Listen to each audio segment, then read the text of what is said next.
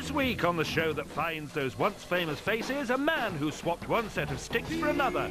Ginger Baker, drummer with the supergroup Cream. The wild man of the rock. What a joke. Hell hath no fury like a lady scorned, and no man dares mess with her now. Use them, kick them into touch, and that's it.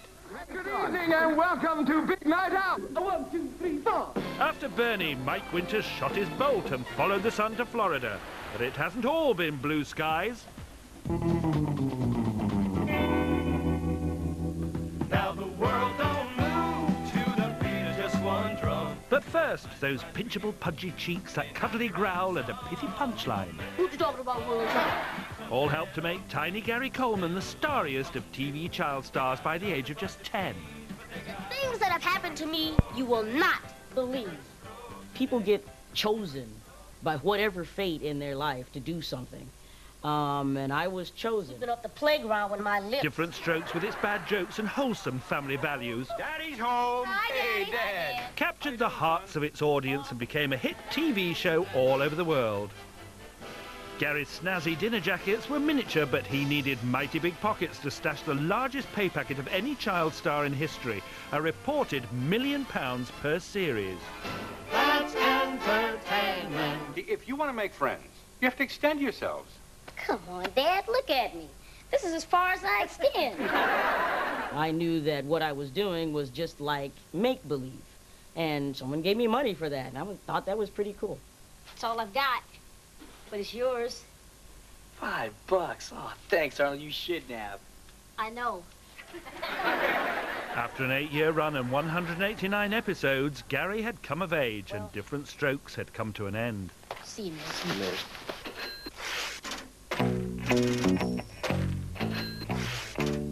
Gary was ready to start spending his estimated £18 million fortune. He soon found those pint-sized pockets were empty. The adults who'd been in charge of his finances had been helping themselves. Gary sued his parents and after a long court battle won back some of his hard-earned cash. Mom, Dad, they can steal just like any other adult. I don't get all warm and fuzzy just because it's Mom and Dad. They're adults. I'm an adult.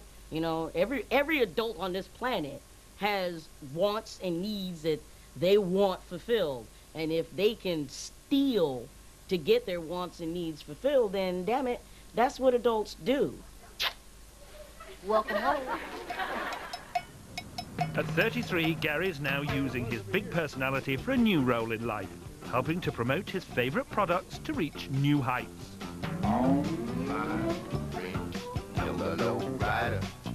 Today, he's test driving a new electric car.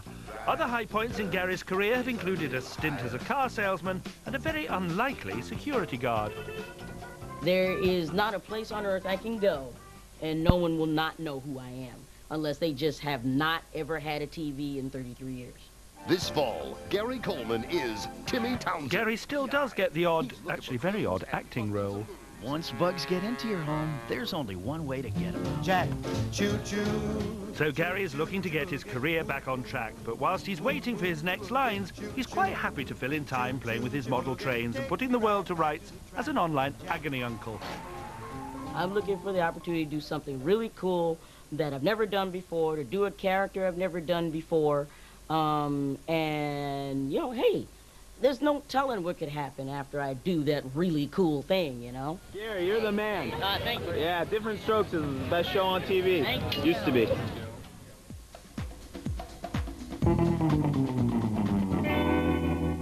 Gary Coleman fared better than his co-stars when their time on Diff'rent Strokes ended. Dana Plato descended into soft porn and prison and tragically died of a drugs overdose. Todd Bridges also turned to drugs and then was acquitted of a double murder. He's now returned to acting. People have exaggerated about me all my life. I mean, I can't remember ever throwing a television out of a hotel window. Things follow me around. I think I'm some kind of a catalyst for catastrophe. The wild man of the rock. What a joke.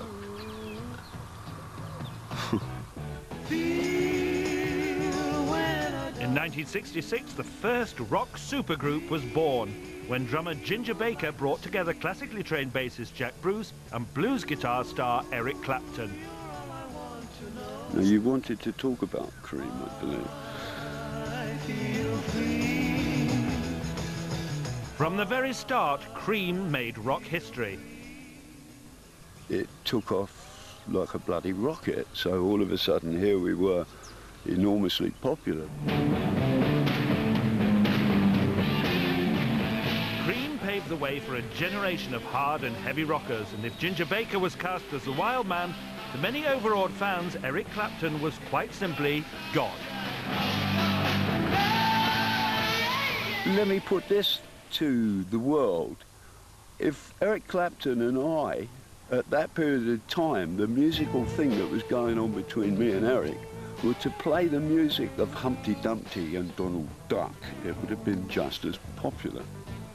But life in Cream was anything but smooth, and the rows between Ginger Baker and singer Jack Bruce played as long and as loud as their music.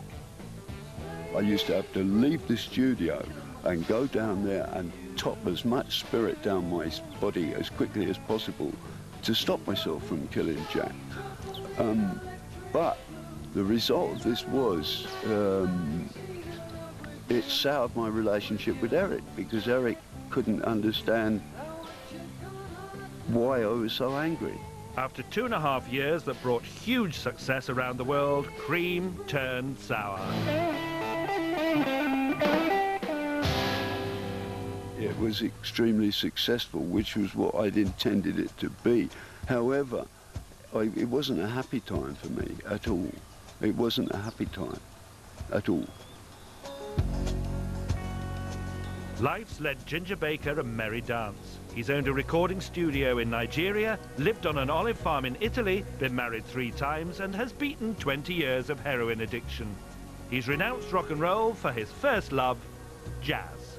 And 2 years ago, he upped his sticks once more and moved from America to South Africa, where he indulges his passion for the game of polo and cares for his horses. Yeah, the climate is really nice here, most particularly for horses. My paddocks got lots of grass in them. It's the best place I've ever had for my horses. Everybody tells me I'm too old to be playing polo, you see. However, I know that I can improve still even more. All the time that's happening, I'm going to keep playing. Living the quiet life on his South African homestead, Ginger Baker's put the excesses of the past well behind him. I cannot stand or abide rock and roll or the rock and roll people. I lived a life virtually of a hermit. You know, I've got my animals and that's enough for me. I'm very lucky to be alive, you know. Next.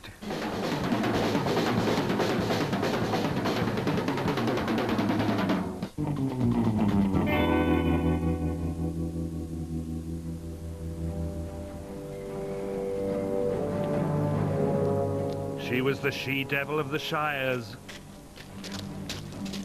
an aristocrat turned vandal.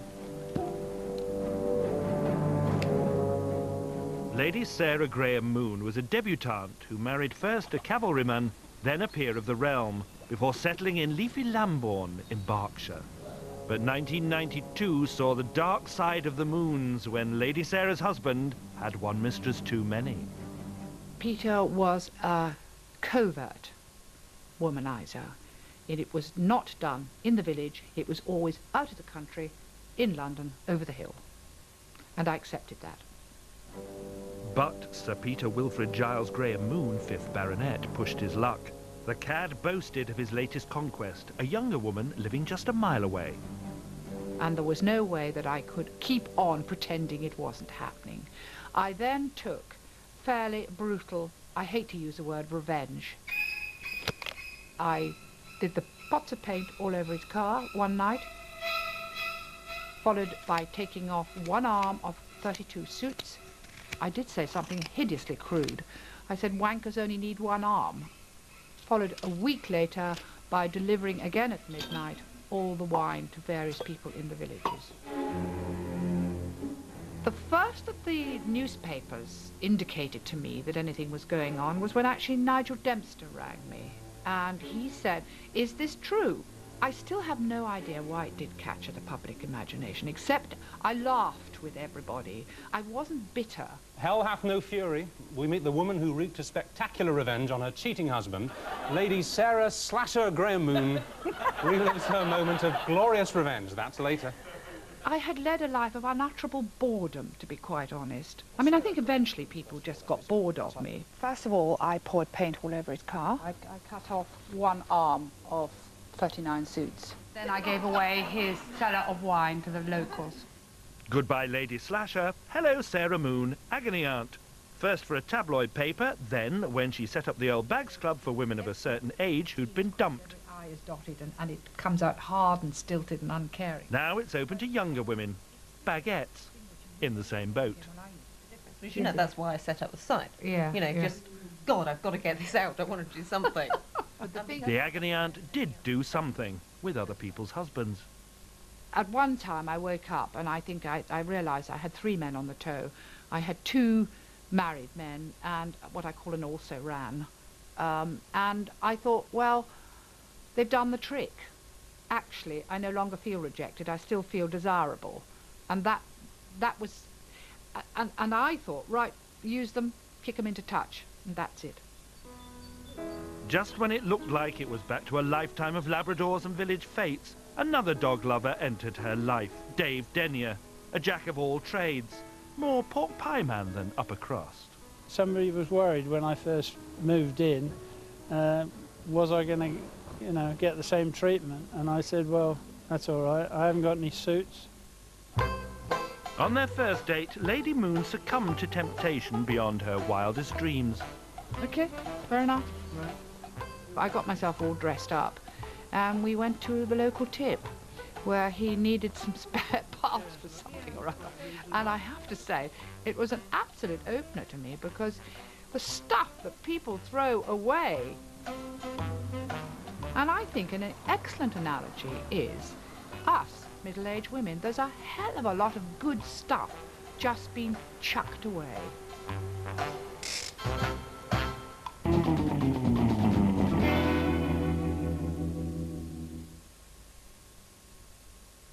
The Evergreen Complete Guide to Transforming Your Lawn. First, buy your other half a container of Evergreen Complete.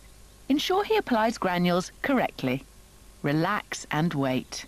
Admire your lush, green, weed-free grass. Evergreen Complete, the easy way to a beautiful lawn.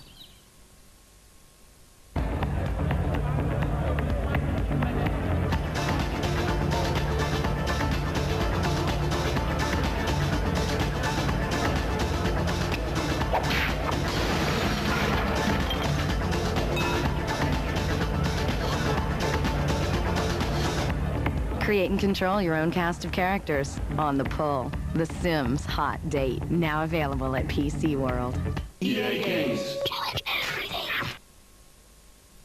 Things that make you go, mmm. There's a delicious addition to McDonald's ever-changing new taste menu. The new Mexican Quarter Pounder with cheese, guacamole sauce and tangy salsa. All in a tasty corn-topped bun.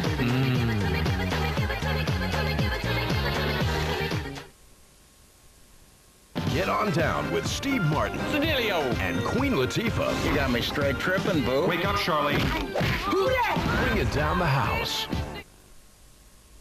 Extra loads at B&Q means low prices on all gas barbecues just got lower. Save £40 on this. B&Q extra loads on all wood and garden furniture too. Who wants my new chicken griddlers back at camp? Made with first-rate chicken breast and yummy barbecue glaze. They're the chicken griddler grabbers! They're heading for our feast! Griddlers. Can we outrun them, friends?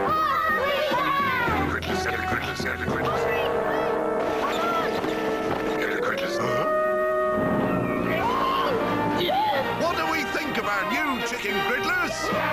Birdseye!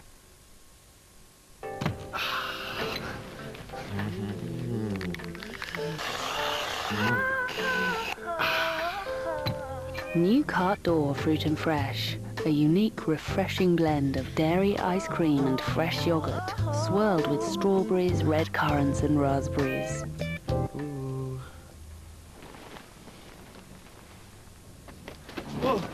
If it's not fruit and fresh, shut the cart door.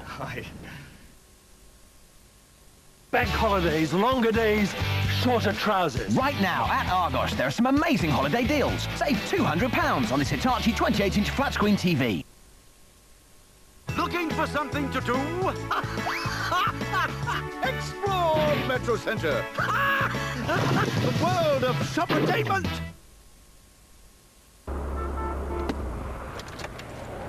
So, do you want to invite me up for a coffee? A little fooling around.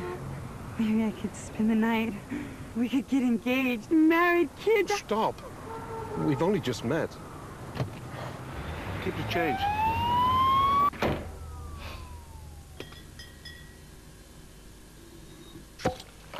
I prefer things a little slower.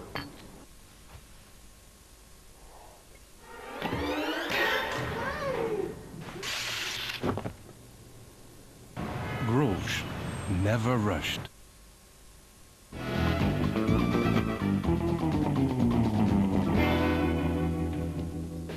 I'm very embarrassed when I see my old Betty Grove tapes. My mum's got them all, you know, in a cabinet all stacked high, and I can't even bear to watch them again, really. Nicola Bell was just a bairn when she first bounced into the nation's living room in Britain's biggest teen drama. Why doesn't anyone ever listen to me? Overnight, even the poshest kids sounded more like Gaza than Guildford, and Nicola discovered she was a star. It doesn't seem 2 minutes ago, and now when I look back and see the episodes, I just look upon Debbie as just a little girl. What's wrong with you, Debbie? Frogging me through a grab. I've never felt famous doing Betty Grove, so when people come up and say, can I have your autograph, it was sort of like, I don't want my autograph. But then after like 5 years of doing it, you know, you sort of get a bit more used to it. Nicola's character, Debbie Dobson, was the heartbroken hypotenuse of a love triangle involving the show's pin-ups, PJ and Duncan, played by that nice Anton Deck. PJ was Debbie's first love. I thought I'd make it really special for you this time. And she really had a big crush on PJ, you know. But soon PJ was in somebody else's pyjamas, and in a tragic accident, Debbie blinded him with 2 barrels of goo. Now.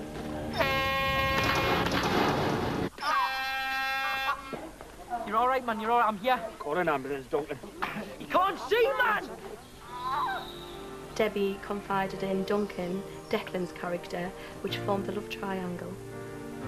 She was a very outgoing person, which I am myself, but she did like the boys quite a bit, actually, and she was always, you know, always getting into some sort of trouble or another, which, yeah, I suppose at school I wasn't a goody two-shoes myself, and, you know, I'm the first to admit on the set of Betty Grove film, and I was always the one who was getting into trouble.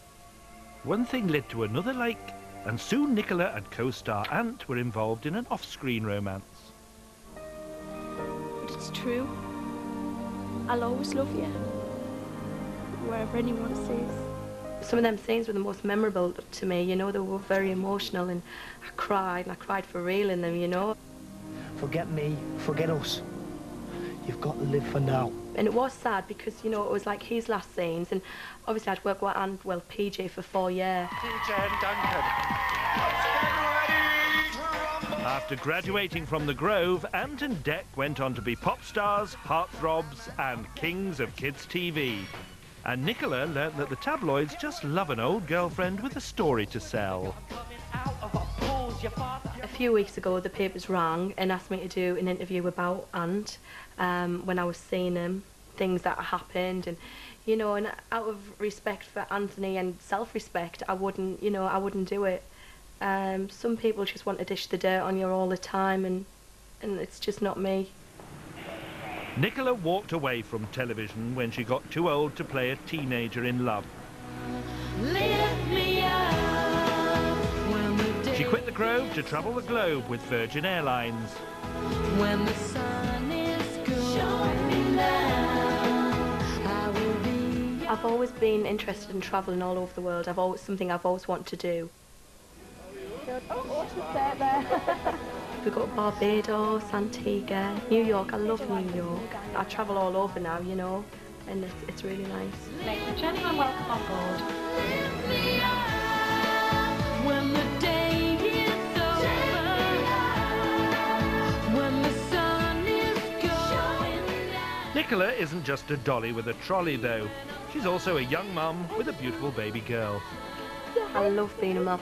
You know, out of everything I've achieved, you know, Talia, my little girl, she's the best thing that's ever happened to us.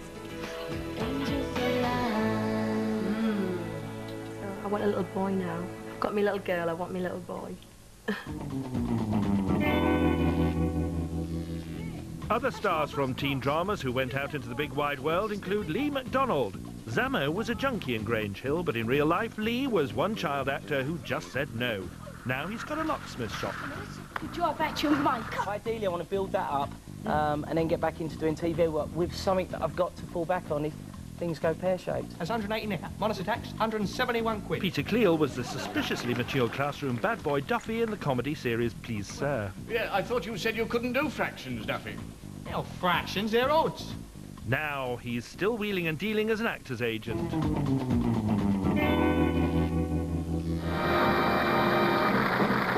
If your 60s Saturday nights were more snuggling in Sidcup than swinging in Carnaby Street, then this turned your nice night in into a big night out.